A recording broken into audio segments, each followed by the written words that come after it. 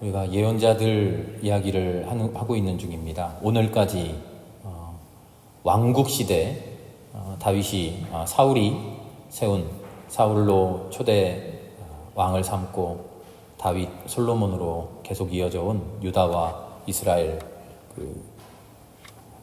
나라가 있을 시절의 예언자들의 이야기가 오늘까지입니다. 그리고 다음 주부터는요, 이제 나라가 멸망하고 난 뒤에 포로기라고 흔히 말하는데요, 식민지 시대의 예언자들 이야기를 하려고 합니다.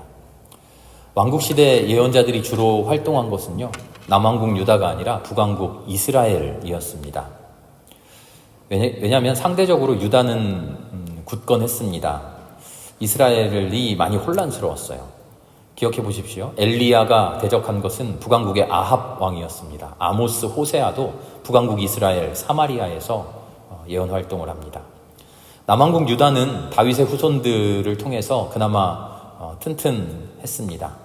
남북 분열 이후에 북왕국은 정치적으로나 종교적으로 매우 혼란했습니다. 그래서 예언자들이 활발하게 활동을 했죠.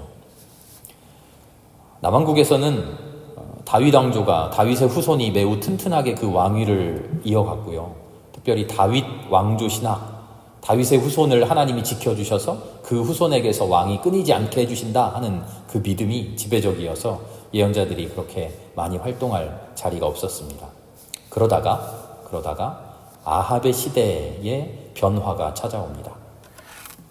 아합은 세상적으로는 매우 잘 나가는 왕이었다 그랬죠. 성경에는 악한 왕의 표상으로 나옵니다만 세상적으로 볼 때에는 이스라엘에서 아합만큼 대단한 왕이 없었습니다. 그래서 유다도요, 북이스라엘에게 손을 내밀었어요. 우리 좀 친하게 지내자 하고요. 손을 내밀은 방법이 뭐였냐면 정략 결혼을 합니다. 아합의 딸을 유다의 왕의 아들과, 그러니까 왕자와 결혼시키는 거죠. 결혼 동맹을 맺고 화해의 무드가 가득했습니다. 바로 그때 이제 아합과 이세벨의 폭정을 견디다 못한 사람들이 이제 혁명을 하게 되죠. 엘리사를 통해서 기름 부음 받은 예후, 기억나시죠? 예후. 아합의 시대에는 혁명을 하지 못하고요, 아합의 아들 아몬 왕 때, 아합의 아들 때 예후가 아합의 아들을 죽이고 요담을 제거하고 새로운 나라를, 이제 이스라엘을 새롭게 합니다. 그런데 마침 그때에 요담 왕이 병에 걸렸었는데요, 요담 왕을 남왕국 유다의 왕이, 아하시야 왕이 문병을 와 있었어요. 문병을 와서 요담과 아하시야가 함께 있었는데 바로 그때 예후가 쿠데타를 일으킨 거예요. 북왕국 이스라엘의 아합의 아들 요담을 죽이려고 쿠데타를 일으켰는데 요담을 죽이고 보니까 바로 옆에 남왕국 유다의 왕도 같이 있어요. 아하시야도 있어요. 얼결에 아하시야도 함께 예후에게 죽임을 당하고 맙니다.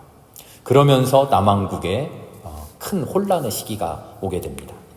아하시야 왕이 죽고 나니까 그 왕위를 누가 이어받았을까요? 보통은 아들이 이어받게 되는데요, 특이하게 아하시야의 어머니인 아달랴가 여왕이 됩니다.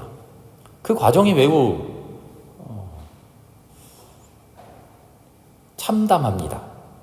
아달랴는 자기 아들이 북왕국의 문병을 갖다가 쿠데타를 만나서 죽었다는 소식을 듣고는요, 어떻게 했냐면 자기 손자들, 자기 왕족들을 자기 손으로 다 죽여버리고요, 자기 스스로 왕이 됩니다. 여왕이 돼요. 이 아달랴가 누굽니까? 바로 아합과 이세벨의 딸이에요. 아니, 아들이 쿠데타를 만나서 죽었으면 어떻게 해야 됩니까? 자기 왕족을 잘 건사해서 오히려 좋은 왕을 세워야지요. 근데 때는 이때다 하고 자기 손자들을 자기 손으로 죽여버리고 자기가 여왕이 된 겁니다. 그런데 살펴보니까 이때만 그런 게 아니었어요. 자기 남편이 여호람 왕인데요, 여호람 왕이 왕위에 오를 때 이미 그때 결혼한, 왕자의 신분으로 결혼한 상태였거든요. 여호람이 왕위에 오르니까 큰아들이었는데요, 동생들이 6 있었습니다. 6명의 동생이 있었는데 왕위에 오르자마자 아달랴는 자기 남편을 꼬드겨서 6명의 동생들, 그러니까 뭐라 그러죠? 시동생들을 다 죽여버립니다. 왕위를 위협할 위협 대상이라고 생각한 거죠. 바로 이 아달랴, 아합과 이세벨의 딸이 쿠데타를 만난 그 혼란기에 남왕국 유다를 지배하게 된 겁니다. 다행스럽게 아달랴가 자기 손자들을 다 죽일 때 막내 손자, 이제 막 갓난쟁이 손자 한 명이 있었는데 그 손자가 다행스럽게 죽음을 면합니다. 요아스입니다. 6년 동안 제사장 여호야다의 손에서 몰래 길러지다가 7년째 되었을 때 너무 꼬맹이니까 그때까지는 일을 버리지 못하고 있다가요. 이제 7살쯤 되니까 그래도 이때는 할 수 있겠다 싶어서 여호야다가 왕자가 7살 되었을 때 함께하는 큰 뜻을 품은 사람들을 불러 모아서 쿠데타를 일으키고 아달랴를 몰아냅니다. 이야기가 좀 길어졌는데요. 아달랴, 아합과 이세벨의 딸 아달랴가 자기 아들의 죽음을 기회로 삼아서 자기 손자들을 자기 손으로 죽이고 자기가 여왕에 올랐다. 그 아달랴를 몰아내고 요아스를, 어린 왕을 새롭게 세울 때 제사장 여호야다가 자기의 세력으로, 우리 편으로 함께 활동한 것이 농민들이었어요. 백성들. 농민들은요, 이제까지 정치에 아무 비중이 없는 사람들이었어요. 아무 몫이 없었어요. 세상에서 쿠데타가 일어나고 세상에서 대단한 일이 이루어지는데 그것은 왕족들의 일이고요, 귀족들의 일이고요, 지도자들의 일이에요.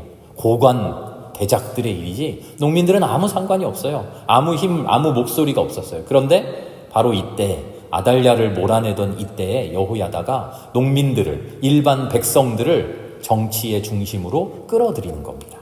바로 이때 농민들이 유다의 중요한 세력의 하나로 성장하게 됩니다. 그렇다고 해서 대단한 세력을 가진 게 아니라 이제 끽해야 우리의 소리가 이렇습니다, 우리의 생각은 이렇습니다 말하기 시작한 거죠. 이 농민들, 백성들 이야기를 하려고 이 서론을 좀, 역사 이야기를 좀 길게 했습니다. 백성들이, 농민들이 사회의 주요한 세력으로 성장했다라는 것을 증거해주는 성경의 한 구절이 있습니다.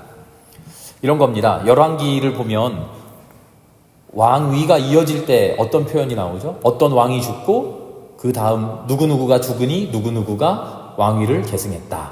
그때 나이는 몇 살이었다. 몇 년을 통치했다. 이런 이야기가 계속 나오죠. 열왕기를 읽어보면. 그런데 딱 한 군데 그런 표현이 아닌 곳이 있어요. 유다왕, 요즘은 이제 서력기원에서 예수님 태어나신 거를 기준으로 해서 1900 몇 년, 2000 몇 년 이렇게 합니다만, 이 당시는 연도 기준이 없잖아요. 연도 기준이 없으니까 어떻게 연도 기준을 삼았냐면, 이스라엘의 이야기를 할 때는 유다의 누구 왕 몇 년 되던 때에 이스라엘에 이런 일이 있었다. 유다 이야기를 할 때는 이스라엘 왕 몇 년에 유다에 이런 일이 있었다. 그렇게 이야기를 하는데요. 그런 거예요. 유다 왕 누구 몇 년에 누구의 아들 누구가 이스라엘의 왕이 되었다. 이렇게 표현하는데요. 특별한 한 구절이 딱 나와요. 그건 열왕기하 14장 21절이에요. 열왕기하 14장 21절인데 제가 읽어드립니다. 유다의 온 백성은 아사랴를 왕으로 삼아 그의 아버지 아마샤의 뒤를 잇게 하였다. 조금 다르죠? 다른 구절은 다 어떻게 나오냐면 누구가 죽자 그의 아들 누구가 왕이 되었다 이렇게 나오는데요. 딱 이 한 구절, 유다의 온 백성이 아사랴를 왕으로 삼았다. 별 차이 없는 표현 같습니다만 성경에서는요, 전형적으로 사용하는 표현을 바꿨을 때 그것은 커다란 의미가 있어요. 무슨 이야기입니까? 유다의 백성들이 스스로 왕을 세웠다는 거예요. 당연한 듯이 왕가에서, 당연한 듯이 고관 대작들이 왕위를 알아서 하는 게 아니라 백성들이 나서서 우리의 왕은 누굽니다 라고 세웠다는 겁니다. 이 백성들을 뭐라고 합니까? 암하레츠라고 하는데요. 그 뜻을 우리말로 그대로 옮기면 땅의 사람들이에요. 흙먼지의 사람들, 땅에 붙어 살아가는 사람들. 이전에는 아무런 힘도 없고요. 그저 세상이 시키는 대로, 세상이 굴러가는 대로, 잘난 사람들이 세상을 이렇게 하는구나, 우리는 그저 목숨만 부지하지, 이러던 사람들이, 왕과 귀족이, 제사장들이, 유지들이 명령만 내리는 대로 살아가던 사람들이 이제 스스로 왕을 세울 정도로 목소리를 내는 사람들이 되었다는 겁니다. 어떤 기회예요?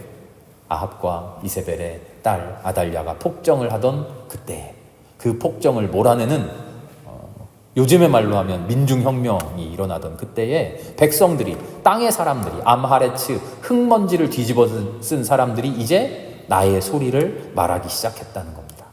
몇 대가 지나가서 심지어는 왕을 세울 정도로 그들의 말을 하기 시작했다는 거죠. 바로 이런 배경에서 등장한 예언자가 미가 선지자예요. 아시리아가 북왕국을 마침내 멸망시키고 이제 남왕국 유다가 바람 앞에 촛불 신세가 되었습니다. 바로 이때 미가 선지자가 나타나서 하나님의 말씀을 전합니다. 우리가 지난주에, 그 전주에 계속 살펴봤듯이 이때가 누가 활동합니까? 이사야 선지자가, 걸출한 최고의 예언자 이사야 선지자가 활동하는데요. 이사야와 미가는 같은 듯 너무나 달라요. 전혀 달라요. 이사야는 귀족 명문가 출신입니다. 기억해 보세요. 이사야는 귀족 명문가 출신이어서 누구누구 뭐 왕하고도 말하고요. 나라의 그 중앙 정치에서 활약을 해요. 최고의 교육을 받았어요. 그래서 국제 정세를 한눈에 꿰뚫어 봐요. 아시리아가 어떻고, 이집트가 어떻고, 저 멀리 어떻게 되고, 그래서 나라의 큰 정책 결정을 할 때 그렇게 하면 안 됩니다. 그런 예언을 하는 사람이에요.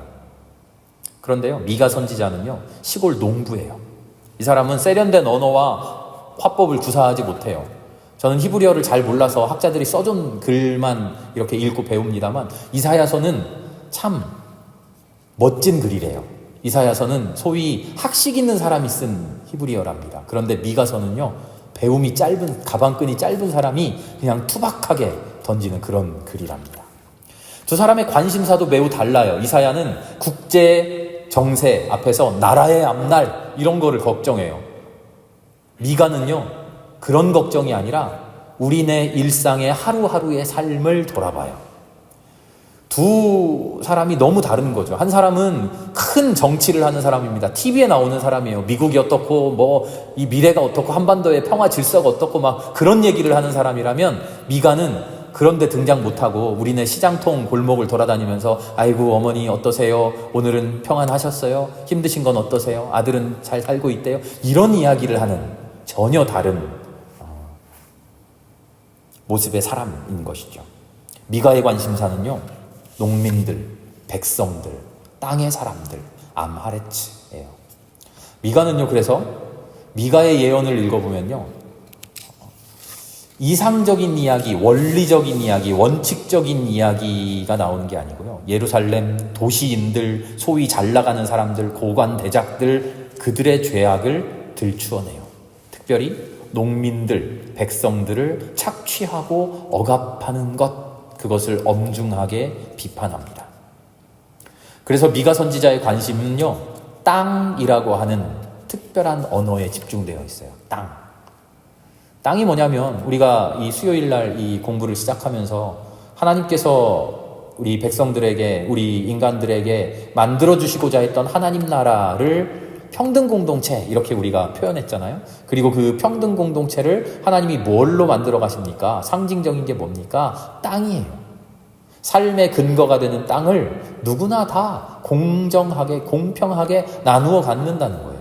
그래서 심지어는 자기의 능력에 따라서 살다 보면 땅을 잃기도 하고, 누군가 땅을 많이 가지기도 하는데, 희년이 되면 어떻게 해요? 그것마저도 다 똑같이 다시 원래의 상태로 간다는 거예요. 능력에 따라서 잘난 사람 잘난 대로 승승장구하면서 살고, 못난 사람은 그냥 땅바닥에 기어서 사는 그런 세상이 아니라, 누구나 다 생명을 가진 사람이면 똑같이 행복해야 하는, 똑같이 생명으로서의 권리를 누려야 되는 세상, 그게 하나님은 땅으로 표현을 해요. 미가도 땅 이야기를 합니다. 그래서 특별히 도시 사람들, 지주들, 부재지주라고 하는데요. 부재지주, 여기에 있지 않고 집주인인데, 이 땅 주인인데 여기에는 안 살아요. 저 멀리 서울에 살아요. 여기도 서울입니다만.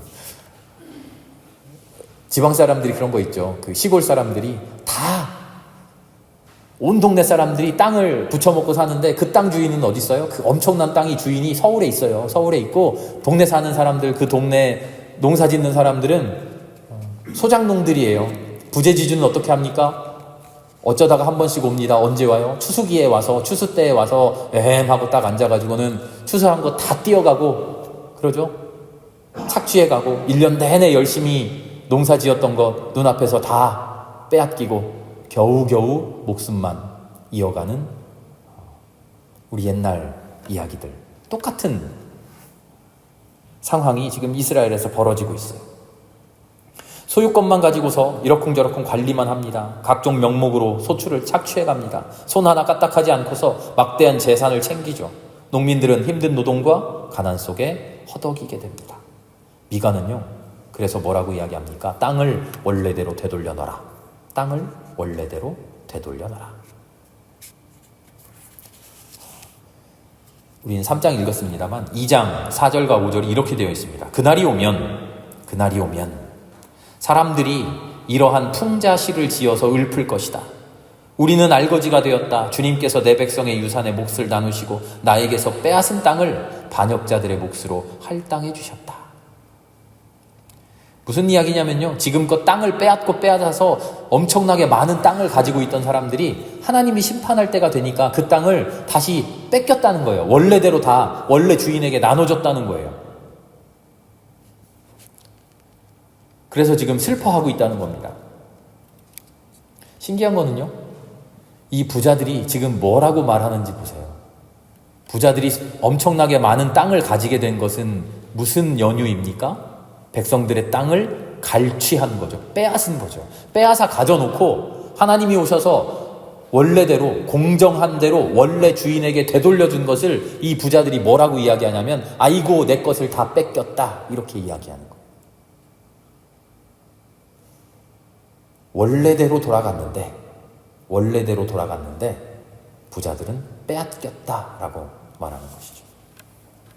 미가의 미가의 정의로는요, 우리가 정의의 선지자 하면 아모스를 이야기하는데요, 저는 개인적으로 아모스보다 미가가 더 정의의 선지자라고 생각을 합니다. 아모스는요, 정의롭지 못한 이들을 정죄하고 심판하는 데 좀 관심이 있어요. 잘못한 사람들을 벌 줘야 된다, 잘못한 사람들은 혼나야 된다, 이런 생각을 가지고 있는데요, 미가서를 잘 읽어보면요, 미가는 그렇지 않아요. 잘못한 사람들을 혼내주는 게 목적이 아니고요, 잘못한 사람들을 알려줘서 원래 모습대로, 올바른 모습대로 돌아가기만 하면 돼요. 이 사람들은 지금 땅을 빼앗겼다라고 생각하는데 미가가 땅을 빼앗은 것 아니에요. 뺏긴 것을 도로 가져왔어요. 심지어 이 뒤에 나옵니다만 미가는요, 모든 사람이 하나님을 믿을 필요 없다, 이렇게까지 이야기해요. 저마다 자기 백성의 자기 하나님 믿으면 된다, 이렇게 이야기해요. 너무 파격적이죠. 오늘날로 치면 종교다원주의예요. 하나님만 믿는다고 되는 게 아니라 오늘 말씀에 나옵니다만 오히려 하나님을 믿는다고 하면서 헛짓거리하는 사람들보다 하나님은 몰라도 절간에 가서 있어도 부처님이 하신 올바른 이야기를, 훌륭한 이야기를 잘 지키는 사람이 더 낫다. 미가는 이렇게 말하는 사람이에요. 다시 우리 처음으로 돌아오면요, 미가는 무슨 이야기를 하냐면요, 땅을 빼앗겼습니다. 삶의 터전을 빼앗겼습니다. 농민들이, 백성들이 허덕이고 있습니다. 그건 공의가 사라진 겁니다. 공의는 어떻게 해야 됩니까? 원래의 모습, 하나님이 우리 창조하신 원래의 하나님의 정의로 돌아가면 됩니다. 잘못한 사람을 정죄하고 누군가를 벌주고 심판하고 멸망시키는 것, 그게 아니라 그 사람들로부터 다시 돌려받으면 됩니다. 그럼 그 사람들 어떻게 합니까? 감옥에 보냅니까? 아니요. 이제 돌려받았으니 그들도 이제 성실하게 살게 해주면 됩니다. 우리 기장이요, 70년대, 80년대를 지내면서 세계 교회에, 세계 신학에 매우 중요한 발자취를 남겼습니다. 그게 여러분들 다 아시겠지만 민중신학이라고 하는 새로운 신학의 흐름이에요. 금년이 민중신학이 처음 태동한 지 50년 딱 되는 날입니다. 1975년에 서남동 목사님이 민중신학 이야기를 처음 학계에 발표하기 시작했어요. 민중신학을 그 심오한 뜻을 한마디로 설명하기는 어렵지만 그래도 굳이 간단하게 설명하자면 이런 겁니다.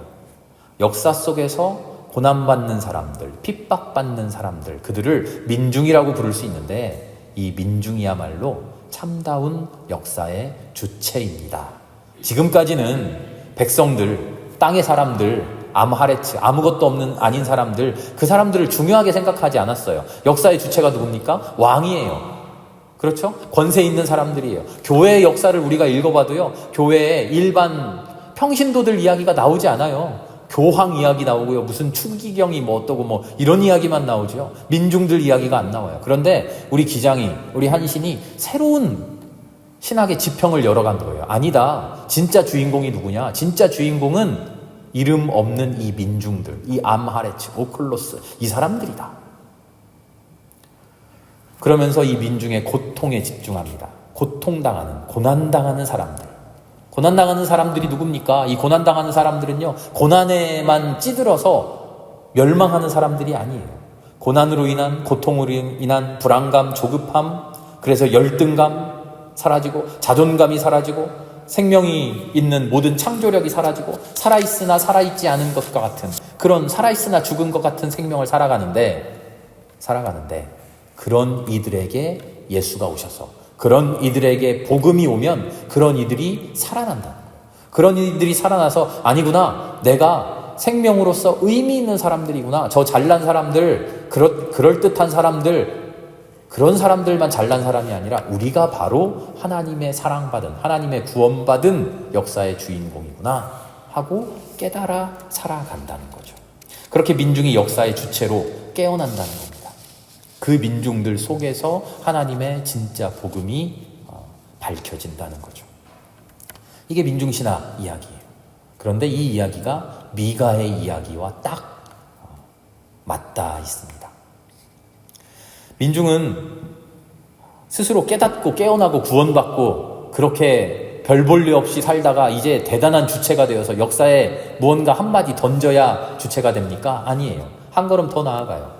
미처 깨닫지 못한 사람들, 아직도 고난에서 허덕이는 사람들, 아직도 우리는 아무것도 아니라고, 아직도 나는 별 볼 일 없는 사람이라고 열등감에 빠져있는 그 사람들 역시 역사의 주체라고 선언해요. 아직 고통 속에 있고 아직 나약함 속에 있고 그래서 구원받아야 된다는 것도 모르고 여전히 땅바닥 흙먼지 속에서 살아가는 이들, 그들이 역사의 주체라는 겁니다. 어떻게 그게 가능합니까? 고통받고 있다고 하는 것, 그 고통 자체가 역사를 증언한다는 거예요. 고통받고 있는 그 삶 자체가 세상의 부조리함을 폭로한다는 거예요. 온몸으로 세상의 잘못된 것을 폭로하고 온몸으로 하나님의 정의를 외치는 사람들이라는 거예요. 하나님의 정의를요, 세상에 외쳐서 외치는 게 아니라 그냥 삶으로 보여주는 거예요. 그 비참함으로 보여주는 거예요. 그 비참한 모습을 온 세상 사람들이 보면서 눈물 지으면서 저렇게 살면 안 되지, 저건 하나님이 싫어하시는 일이지, 우리는 하나님 좋아하시는 모습대로 올바르게 살아야지라고 온 세상에 내 모습으로 증언한다는 겁니다. 그래서 우리 모든 민중은요, 모든 백성들은 역사의 주체요, 하나님 나라의 구원자들이라는 거죠. 미가 선지자로 돌아오면요, 오늘 읽은 미가서 말씀에서 미가가 이상한 이야기를 해요. 우리 3장 11절 말씀을 다시 찾아 읽어볼까요?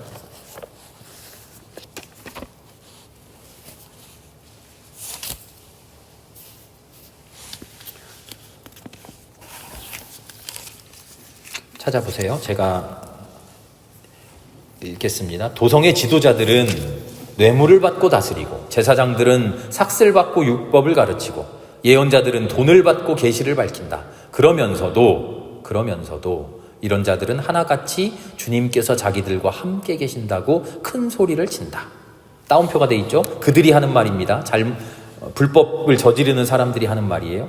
주님께서 우리와 함께 계시니 우리에게 재앙이 닥치지 않는다고 말한다. 우리에게 매우 익숙한 말씀이 등장하죠. 따옴표 안에 주님께서 우리와 함께 계시니 우리에게 재앙이 닥치지 않는다. 임마누엘이죠. 동시대의 예언자 이사야가 외쳤던 하나님이 우리와 함께 하신다라고 하는 임마누엘. 그런데 이 임마누엘을 미가는요, 지금 비웃고 있어요. 그렇죠? 하나님이 우리와 함께 하신다. 여러분 힘내십시오라고 임마누엘 하라고 선포하는 게 아니라 저 나쁜 놈들, 저 불의를 저지르는 사람들, 백성을 핍박하고 착취하는 나쁜 사람들, 저 사람들이 무슨 얘기를 하느냐? 저 사람들이 하는 얘기가 하나님이 우리와 함께 계신다. 임마누엘 그 소리다 하는 거예요. 민중들을 짓밟고 학대하고 착취하면서 겉으로만 하나님이 우리와 함께 계신다. 임마누엘 한다는 겁니다. 미가는요 지금 비웃어요. 백날 암만 임마누엘 해봐라. 진짜로 하나님이 너희들과 함께 계신가? 그럴 리가 없다. 12절에 오히려 뭐라고 합니까? 오히려 너희들 때문에 시온이 멸망하고 오히려 너희들 때문에 예루살렘이 패망한다. 성전이 너희들 때문에 무너진다 하고 선포하죠. 제가 미가 선지자가 정의의 예언자인 것 같다고 말씀드렸죠. 참된 정의가 뭡니까? 이사야처럼 거대 담론을 말하고 세계 정치를 이야기하고 나라의 온 세상의 평화를 이야기하고 종교의 근본적인 이상을 교리를 이야기하고 그럴 수도 있지만 평범한 우리들에게 땅 위에서 흙먼지를 뒤집어 쓰며 살아가는 일반 백성들에게 민중들에게 정의는 뭡니까? 하나님을 믿는다는 건 뭘까요? 우리의 삶 속에서 실제적으로 이루어지는 우리가 눈으로 목격하고 경험하는 정의는 뭘까요? 미가 선지자는요, 미가 4장에서 이렇게 말해요. 나라마다 칼을 쳐서 보습을 만들고 창을 쳐서 낫을 만든다. 나라와 나라가 전쟁하지 않고 군사훈련도 하지 않을 것이다. 사람마다 자기 포도나무, 무화과나무 아래에서 평화롭게 살 것이다. 사람마다 아무런 위협을 받지 않으며 살 것이다. 만군의 주님께서 약속하신 것이다. 이게 미가의 아름다운 평화의 노래예요. 이 말씀을 가지고서요, 많은 사람들은 평화 사상이 어떠니 전쟁을 멈추고 군사 전략을 멈추고 군비 확장을 멈추고 생산에 힘써야 되고 여러 가지 이야기를 합니다만 저는 이 말씀이요, 매우 단순한 그러나 매우 강력한 평화의 선언, 정의의 선언이라고 생각해요.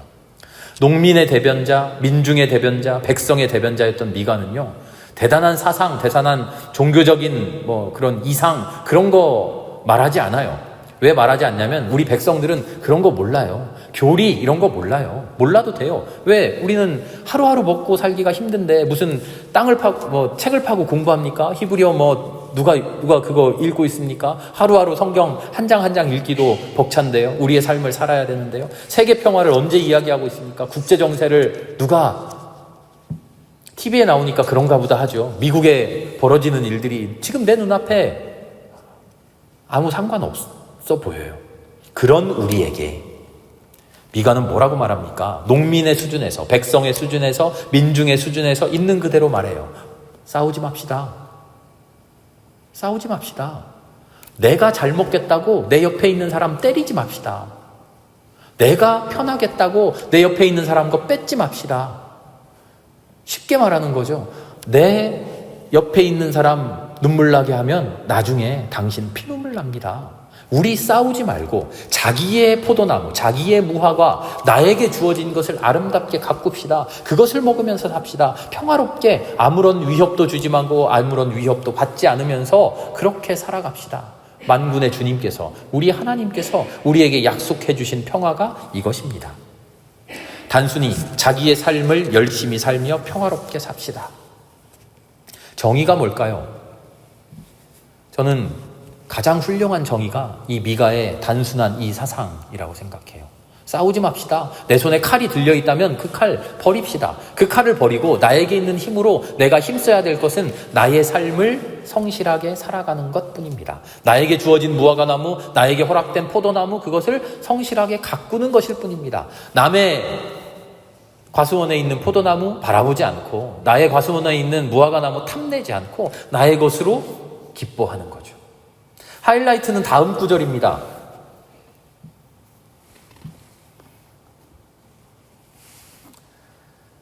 다른 모든 민족은 각기 자기 신들을 섬기고 순종할 것이다. 그러나 우리는 언제까지나 주 우리의 하나님을 섬기고 그분에게만 순종할 것이다. 4장 5절입니다. 미가서 4장 3절과 4절에서 칼을 쳐서 보습을 만들고 창을 쳐서 낫을 만들고 각자의 포도나무, 각자의 무화과나무 평화로울 것이다 선언하고요. 5절에서 다른 모든 민족은 각기 자기 신들을 섬기고 순종할 것이다. 이렇게 선언해요. 미가는요, 심지어 종교마저도 뛰어넘어요. 하나님을 믿는다는 게 뭐 그리 대단합니까? 우리가 믿는 하나님이 야훼 하나님이라는 거, 여호와 하나님이라는 거, 그게 그렇게 대단합니까? 제대로 믿지도 못하면서. 우리가 붙들고 있는 신이 그 이름이 야훼면 뭐하고 알라면 뭐하고 심지어 바알이면 뭐합니까? 하나님의 뜻대로 올바르게 살고자 몸부림치는 그 투쟁이 우리의 삶 속에 없으면 다 헛것 아닙니까? 각자 자기가 섬기고 싶은 신 섬기십시오. 그 신 섬긴다고 우상 섬긴다고 뭐라고 하지 않겠습니다. 그 신도 참 신이신 우리 하나님은 아니지만 신이니까 뭐라도 훌륭한 얘기 하나쯤은 하지 않겠어요? 그 얘기 주워 들었으면, 좋은 이야기 주워 들었으면 그 좋은 이야기대로 살아볼 생각이나 하십시오. 각자 자기의 신을 섬기면서 그 신이 이야기하는 좋은 이야기 있거들랑 그 이야기를 내 삶에서 실천하며 살아보기 바랍니다.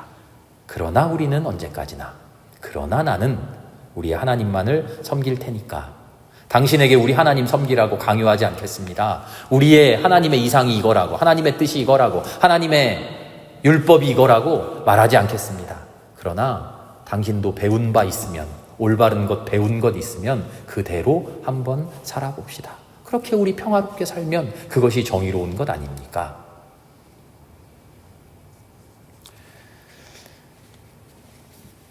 미가는요, 백성들의 이야기를 우리에게 전해줍니다. 백성들의 이야기는요, 몇백 년 동안, 몇천 년 동안 증언되지 않고 항상 묻혀옵니다. 그들의 이야기는 세상에 드러나지 않아요. 뛰어난 사람들, 훌륭한 사람들의 이야기만 우리에게 전해왔습니다. 그러나 미가는 드디어 입을 열어 백성들의 이야기를 합니다. 대단한 이야기가 아니라 참 진솔한, 소박한 우리의 이야기죠. 하나님, 여호와, 알라, 나 그런 거 몰라요. 그저 착하게 살면 된다고 배웠어요. 그랬으니 착하게 살아봅시다. 미가는 우리에게 이렇게 이야기합니다. 성실한 대로, 진실한 대로, 진솔하게 살아가자고 우리에게 증언하죠. 그리고 알고 보면 그것이야말로 또 하나님이 원하는 정의임을 우리도 알게 됩니다. 우리도 그렇게 살아갈 수 있는 진실한 백성들 되기를 소망합니다. 함께 기도하겠습니다.